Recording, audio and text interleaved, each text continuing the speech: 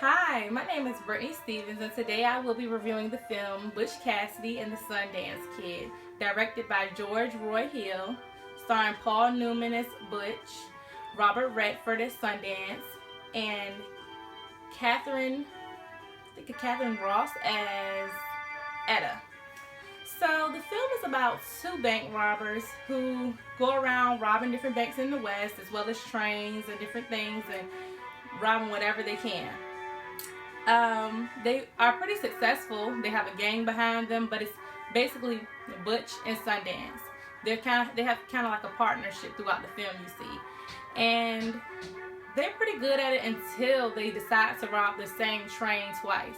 That is when the owner of the train decides to send a posse of gun-toting horsemen on their trail, and they seem to follow Butch and Sundance everywhere they go until they actually have to flee. And when they do flee, they take Sundance's girlfriend at the time, Etta, with them. She's sort of like a caretaker figure.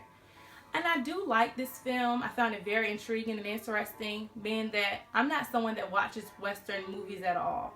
And I don't really like older movies. But the fact that this movie was older and didn't have much editing done to it, it kind of made it better because you got that Western feel and the feel for the scenery. But at the same time, it wasn't boring. And another thing that was interesting to me is that being that it was a film about two robbers, it wasn't a violent film. It was kind of lighthearted and comical. We do see people get shot, but we only see it towards the end of the film, not throughout the film. And I also do believe that the director did a great job with his character development and showing how the characters change over time, how kind of, for example, Butch, he goes from a carefree and always has a plan and always can come up with something, a good idea to get out of a situation, to when he sees the posse is really on the trail, he kind of gets worried. And we see Sundance in the beginning, just a gun-toting, action figure, always ready and always ready to go. And what we would call in our day and age, the shooter. We see him towards the middle of the film. We see his fear of certain things, his fear of death, his fear of the posse as well, and his fear of water, which was very interesting to me. And we also see his girlfriend Etta, a school teacher, homemaker. She kind of turns into a gun-toting bank robber herself. So it's kind of, it kind of shows how he really zoned in zoned in on the characters and how they change over time throughout the film. They didn't just stay one way, and that was interesting to me. Another thing that I did like about the movie was the relationship between the characters. Everybody had their own relationship for whatever reason. Sundance and Butch were partners, and it never was an imbalance in who was a leader or who was the follower. They both had qualities that they needed to do what they did to rob banks, and it was 50-50.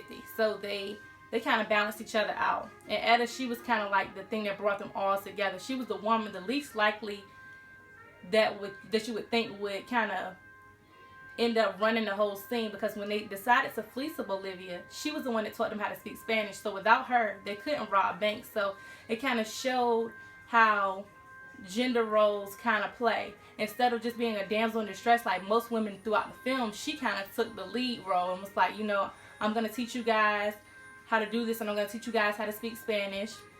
And at a certain point in the movie, she said, I'll do anything for you guys but watch you guys die.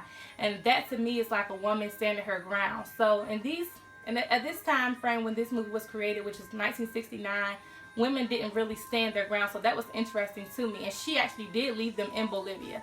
And when she did leave them, that's kind of when the operation failed. So it kind of showed a balance of gender roles and how things could, how the woman eventually took the lead.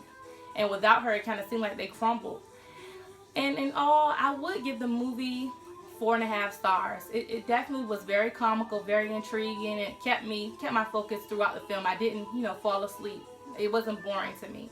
But I didn't like how the movie ended. It kind of, with a movie that gave us so much throughout the whole entirety of the film, it kind of snatched it away in the end with that ending, and we don't know how they died, what happened. We just heard gunfire and the ending. I think that was kind of cheesy, but in all, the movie was really good. And that is my review of Butch Cassidy and Sundance Kid. Thank you.